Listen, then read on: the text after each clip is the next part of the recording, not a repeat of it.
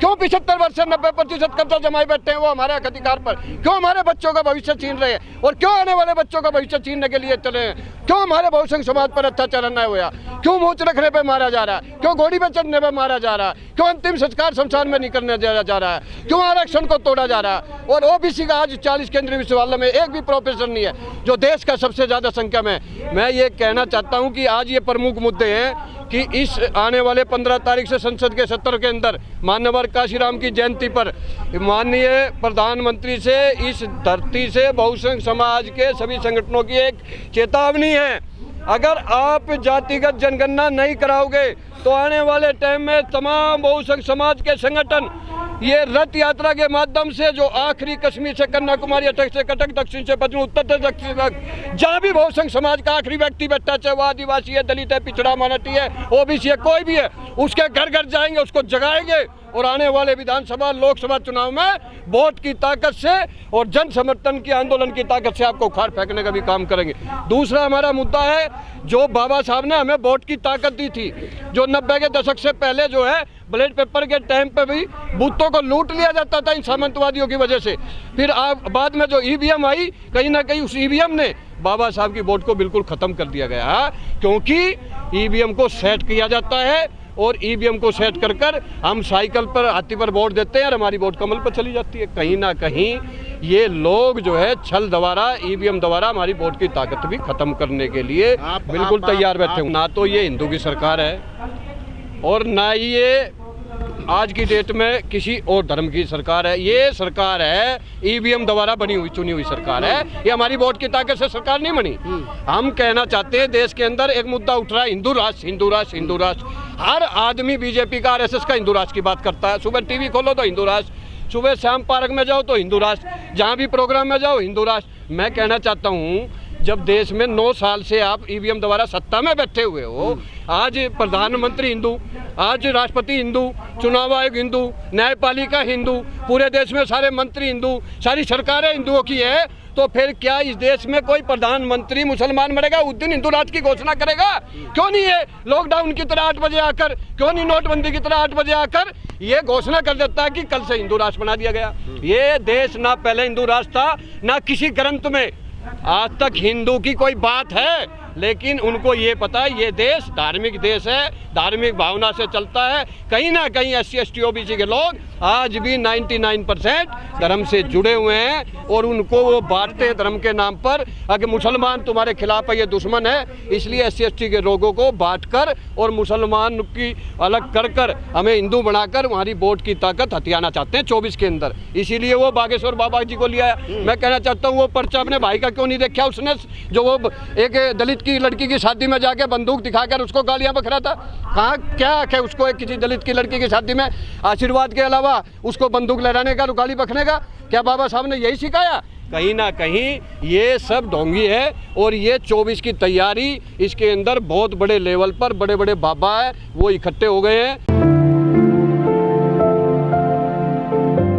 देखिए, सबसे पहले तो मैं आपके चैनल को साधुवाद देता हूं, जितने भी चैनल बहुसंख्य समाज की आवाज़, हक अधिकार की लड़ाई को सरकार तक और 90% देश के बहुसंख्य तक पहुंचाने का काम कर रहे हैं। आप साधुवाद, आपका अभिनंदन है सबका। देखिए, आज इस परिवर्तन और क्रांति की धरती दिल्ली के रामलीला मैदान से तमाम देश भर के बहुसंख्य समाज के संगठनों को एक मंच पर लाकर संयुक्त बहुसंख्यक समाज मंच के माध्यम से आज न्याय अधिकार महाकुंभ मान्यवर काशीराम की जयंती के अवसर पर इसका आयोजन किया गया। इसमें सबसे प्रमुख 2 मुद्दे हैं जो देश में सबसे ज़्यादा जलमत मुद्दा है, जो बहुसंख्य समाज की सभी बीमारियों की दवाई है, जो है जातिगत जनगणना। देश में ये वर्षों पुराना हमारा मुद्दा है और लगातार इस मुद्दे के लिए विपक्ष हो, कहीं ना कहीं देश के संगठन हो, तमाम लोग रोड पे और हाउस में इस मुद्दे को उठा रहे हैं। लेकिन चाहे कांग्रेस की सरकार रही, चाहे भाजपा की सरकार रही, वो ये जानती है जिस दिन देश के अंदर बहुसंख्य समाज की आखिरी जाति तक की गिनती हो जाएगी, उस दिन देश के अंदर आरक्षण बढ़ाने की बात हो जाएगी, संविधान बचाने की बात हो जाएगी और देश की सभी राजनीति, न्यायपालिका, राजनीति, प्राइवेट सेक्टर, मीडिया में जिसकी जितनी संख्या भारी उतनी हिस्सेदारी के लिए बहुसंख्य समाज रोड पर निकल जाएगा। इससे डरते हुए लगातार कांग्रेस और आज वर्तमान में 9 साल से भाजपा की सरकार बैठी हुई है, जो इस मुद्दे पर बिल्कुल चुप है। कहीं ना कहीं वो SC ST की तो जनगणना कराना चाहती है, लेकिन पेड़ पक्षियों की करा सकती है। लेकिन जो देश में 72 करोड़ OBC है, जो दूसरा व्यक्ति OBC है, क्या वो पाकिस्तान से, अमेरिका से आया? वो भी इस देश का मूल निवासी है। उसने भी वोट की ताकत से सत्ता बनाई है, उसने भी देश की सीमा की रक्षा कर रहा, देश का पेट भरने का काम कर रहा, सबसे ज़्यादा वोट की ताकत से सरकार बनाने का काम कर रहा। इसका मतलब ये नहीं है कि OBC की गिनती नहीं होगी। और मैं तो ये कहता हूँ खाली OBC की क्यों करानी है? हमें तो जो 10% के लोग हैं, 1% है, 2% है, 6%, उनकी पहले कराओ। देखिए यही तो रोना कि फूले हैं, परियार जी हैं, लल्लई जी हैं, सावित्री बाई जी थी, हमारे मानवर काशीराम के साथ साथ बाबा साहब थे। इन्होंने ये संघर्ष किया इन अंधविश्वास पाखंड के खिलाफ, इस जाति के खिलाफ, लेकिन वो भी खत्म नहीं कर पाए क्योंकि उनके लोगों ने उनका साथ नहीं दिया। और आज भी वही हो रहा। जितने भी संगठन और जितनी भी पार्टियां आज बहुसंख्य समाज की देश में चल रही हैं और जो चला रहे हैं वर्तमान में, जैसे ही समाज उनके साथ खड़ा होकर एक मूवमेंट में, कैडर के रूप में, बड़े आंदोलन के रूप में खड़ा करता है और सरकार को डराता है, उसी टाइम वो नेता कहीं ना कहीं कांग्रेस और बीजेपी की गाइडलाइन पर चला जाता है। कहीं ना कहीं अपने समाज को वहां बेचकर एक सांसद और विधायक के लालच में हमें बेचने का काम कर रहा है। यही कारण है कि आज 75 वर्ष में एक बाबा साहब पैदा नहीं कर पाए, कोई फूले पैदा नहीं कर पाया। आज तक कोई एक आदमी देश में ये बता दे कि ये फूले के रास्ते पे चल रहा है, ये बाबा साहब के रास्ते पे चल रहा है। हाँ, इतना जरूर है कि हम उनके नाम को यूज कर कर हम कहीं ना कहीं लोगों को गुमराह कर कर मानवता के रूप में, सहानुभूति के रूप में, इमोशनल के रूप में उनके बनाए हुए रास्ते पर एक बात कर कर, मंचों पर बड़ी बड़ी माला पहनकर उनकी बात कर कर हम जो लोग हैं अपने समाज को गुमराह कर रहे हैं और उन गुमराह कर कर उनको बेचने का काम कर रहे हैं। लगाम तो है ही नहीं, आज बिल्कुल बेलगाम है। कोई भी पार्टी आप उठा के देख लीजिए, आज वो किसी की भी नहीं मानते हैं, सब अपनी अपनी चला रहे हैं। यही कारण है कि अखिलेश जी भी बाहर हैं, तेजस्वी भी एक छोटा सा डिप्टी CM का ले रहे, कल पता नहीं नीतीश कुमार कब पलटी मार जाए। कहीं ना कहीं मायावती बिल्कुल जीरो पर आ चुकी है। पूरे देश के अंदर बहुसंख्य समाज की संगठन भी आज तकरीबन जो है बिल्कुल सुनने की तरफ है, और जो बड़े लेवल पर चल रहा है कहीं ना कहीं वो भी किसी ना किसी की सपोर्ट से उस काम को कर रहा है, ताकि आने वाले टाइम में गठबंधन में उसको 4 सीट मिल जाए और वो भी MLA MP बन जाए। समाज की भलाई के लिए आज देश के अंदर जो लोग काम कर रहे हैं वो यहाँ पर बैठे हुए, जो ना किसी पार्टी से ना किसी संगठन से, ये संयुक्त बहुसंख्यक समाज मंच इसीलिए बनाया है कि यहाँ किसी का राष्ट्रीय अध्यक्ष कोई नहीं है, इसमें कोई उपाध्यक्ष नहीं है, कोई कैशियर नहीं है। ये तमाम सब लोगों को लाया गया, वो इसीलिए लाया गया कि हम अपनी पार्टियों से, अपने संगठनों से थक चुके हैं। वो लोग कहीं ना कहीं जैसे कामयाब होते हैं, वो कहीं ना कहीं बीजेपी और कांग्रेस की उसमें बिक जाते हैं और समाज को बेच देते हैं। यही कारण है कि आज हमारे पास संख्या की कमी है। क्यों नहीं है? क्योंकि लोग थक चुके हैं। कभी कोई किसी पार्टी में बुला रहा, कोई किसी संगठन में बुला रहा, काम कोई कुछ नहीं कर रहा, सिर्फ उनकी पुण्यतिथि, जन्म तिथि बनाकर और हम लोगों के नाम और महापुरुषों के नाम लेकर हमारे समाज को गुमराह करने का काम किया जा रहा है। लेकिन अब कहीं ना कहीं समाज के लोग शिक्षित हो रहे हैं, जागरूक हो रहे हैं और संगठनों से अलग हटकर, पार्टियों से अलग हटकर अपने मूवमेंट को कहीं ना कहीं पूरे देश में चला रहे हैं। और आने वाले समय में आप थोड़ा समय लगेगा लेकिन आने वाले टाइम में 24 तक कहीं ना कहीं एक ऐसा मूवमेंट खड़ा होगा कि सरकार को झुकना पड़ेगा, क्योंकि EVM हटाओ भाजपा भगाओ, EVM हटाओ मोदी भगाओ। इसलिए कहीं ना कहीं इस मुद्दे को हमें दीवारों पर भी लिखना पड़ेगा, रोड पर भी बोलना पड़ेगा और संसद में घुस के भी बोलना पड़ेगा।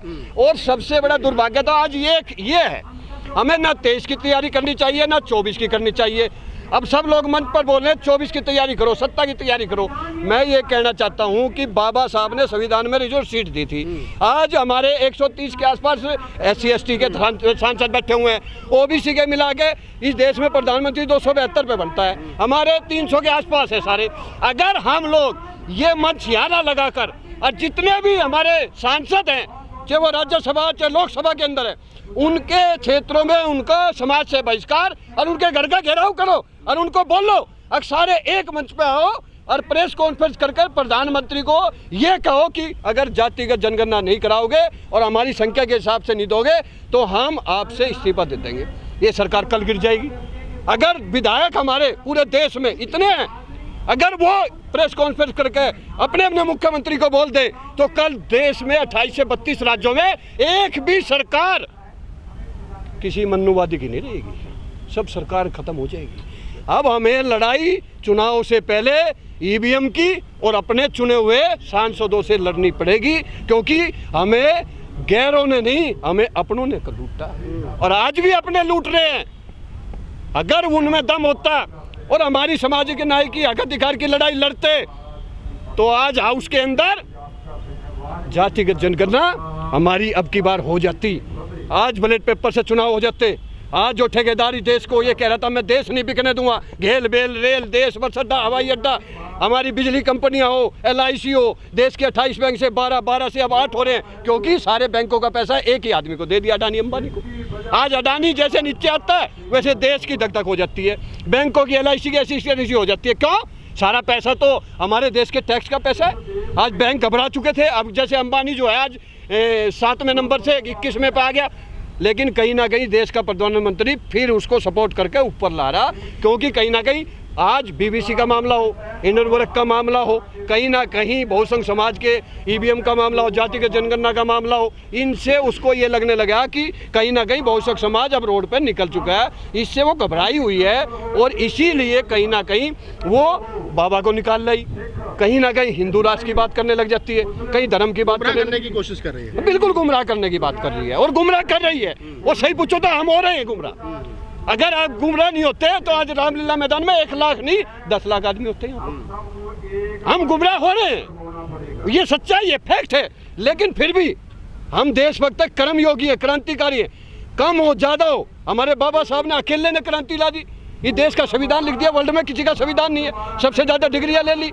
कहीं ना कहीं जब बाबा साहब उस समय उस ताकत से लड़का अकेले ने ये खड़ा करके हमें दे दिया, आज ये टाई बांधने का, ये कोट पहनने का किसने हक दिया? आज हम बोल रहे हैं आपके सामने, अगर 24 में ये आ गया तो मेरी इतनी औकात नहीं है और आपकी इतनी औकात नहीं है मेरे मुंह पे लगा के ये पूछ लो मोदी जी ने क्या किया, क्योंकि सीधा जेल में डाल दिया जाएगा।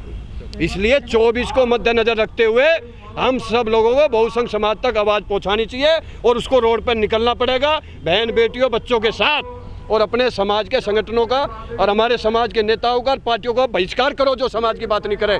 जब तक हम अपनों का बहिष्कार नहीं करेंगे वो हमारी बात नहीं करेंगे, और जब तक वो बात नहीं करेंगे कहीं ना कहीं हम फिर रोड पे खड़े रहेंगे, चिल्लाते रहेंगे।